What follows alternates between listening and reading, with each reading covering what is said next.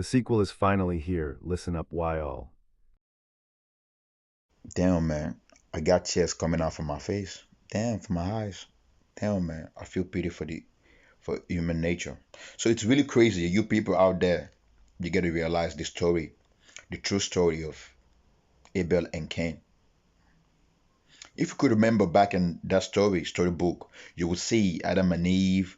They made it like to be them to be Caucasians. Adam and Eve was Caucasian in the storybook with animals in the animal kingdom, all together, having fun, trees all around them. That was a fucking goddamn lie. That was Abel and his family. Abel also stands for Adam, and Adam also stands for what?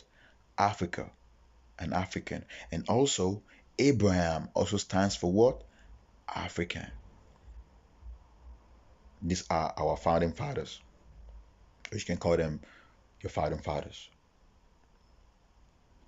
So you see, it's actually crazy that we don't even know our history, because where can animals be with a man and a woman and they're almost naked, half naked, or rather naked, only in a place where it's always sunny, where there is abundance of food, different seasons, different fruits, different season, different herbs, for different reason, different hooks.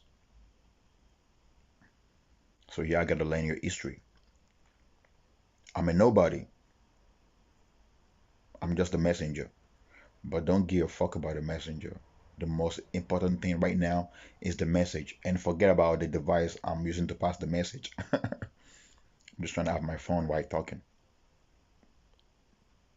Talk is deep and talk can be cheap without no action. I'm a certified vegan now. For about 2 years now, I've been a vegan, and I'm glad I'm a vegan. There's no regret. Even though I love eating meat, I used to love eating meat so much based on the taste, the condiment, and stuff like that. But is it what I really need? Now, does it really make me feel better or make me feel good? Does it feed my soul?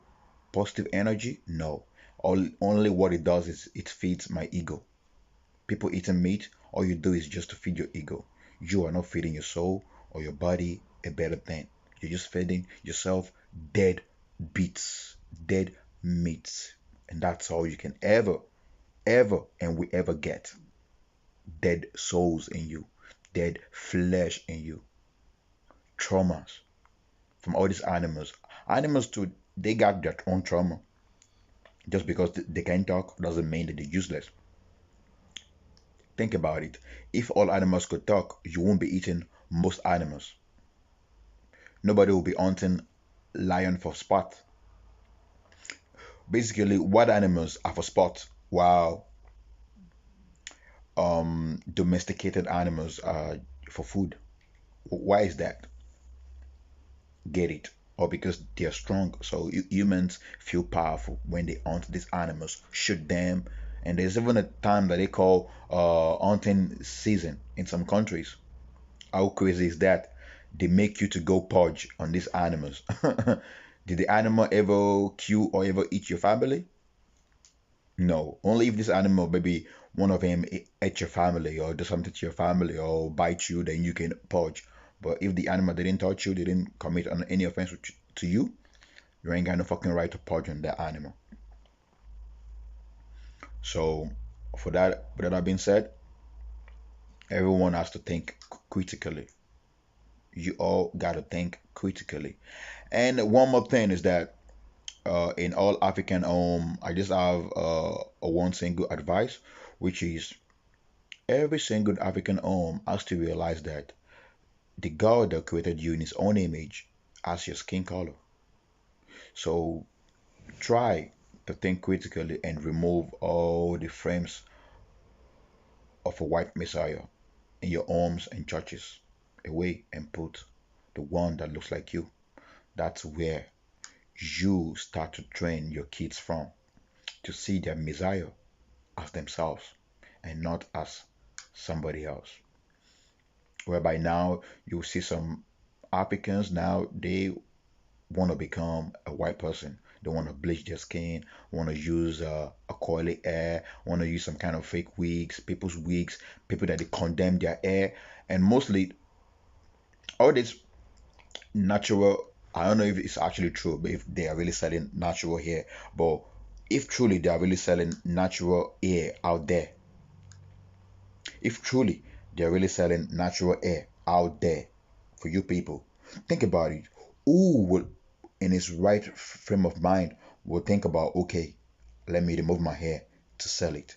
If you are living good, you're happy with yourself, you're gonna be happy with your hair. So for you to remove your hair, it means you're having a bad life, bad moment, bad omen, and somebody advised you for their own profit that, oh, your hair, you need to remove your hair and you need to do some kind of atonement, some kind of sacrifice, then your life can become better. What they do is they take your hair to the market, they make it better, and they sell it out for bigger cash. And somebody else will just come and buy it with a lot of cash because you want to look good, and you put this hair on your head, whereby the owner says the owner has already condemned the hair from the spiritual realm, thinking about it like this hair is bad. It's a bad omen. It's bad energy. The owner has crested the air. The owner has more right than anybody else that would wear the air. The owner has already thought about the air as a bad energy. So the owner has the right to that air to think about it, whatever it is. So you buying the air now, that's what you're buying. You're buying what the real owner is or was actually thinking of the air. Now you've bought on yourself bondage, or rather, you put yourself in a cage. Disaster.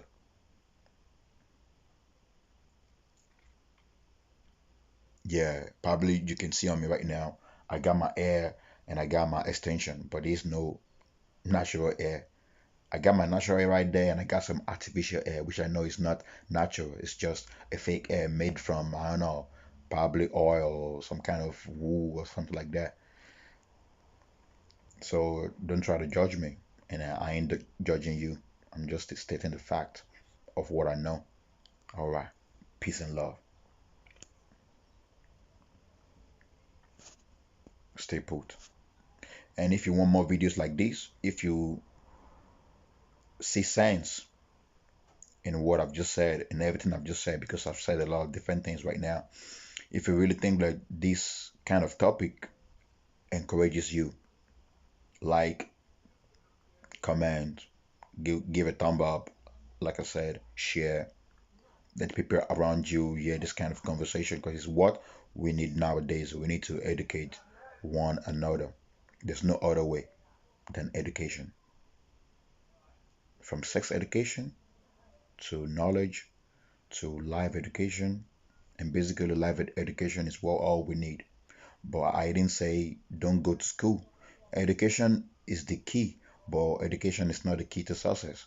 Key to success is your spirituality, is who you are, what you do, your habit, what you create, what you do every day. That is who the fuck you are, not the education you're getting. And parents too, try as much as possible, or whoever's gonna become a parent or who's about to be a parent, try as much as possible.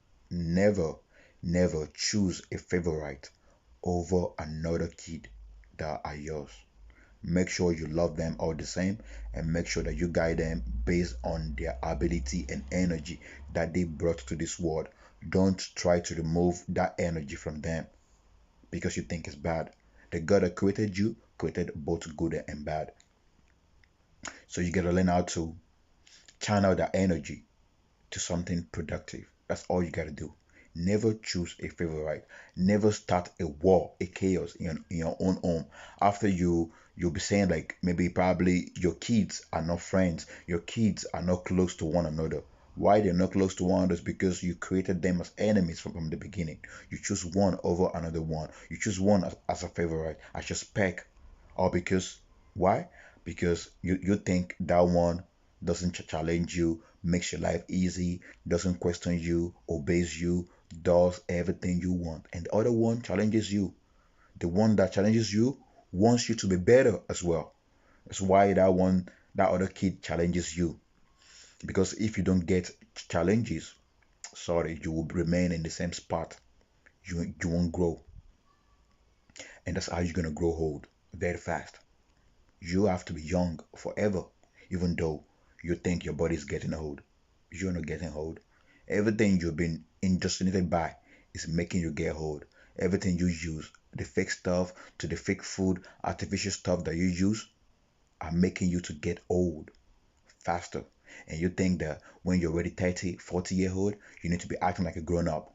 You don't want to laugh. You want to be moving around like, I don't joke around like a kid. So when you see somebody like your age mate doing like a kid, you'll be like, you're not on my caliber, or you're not my type of person. Or because you want to look like you are old. You gotta be young forever. That's who we are. You can't forget who you were when you were still young, even though you've outgrown that. You gotta have fun. So that's it for today. I'm gonna see ya some other time. Stay tuned. Like, share, comment, tell your friends. Tell your friends, your friend and me, your enemy, whoever they are. Allow your enemy closer than a friend. And don't forget one thing as well. The angel you're about to know could be very worse than the devil you already know. Giddy, this woke in the building everywhere. I am.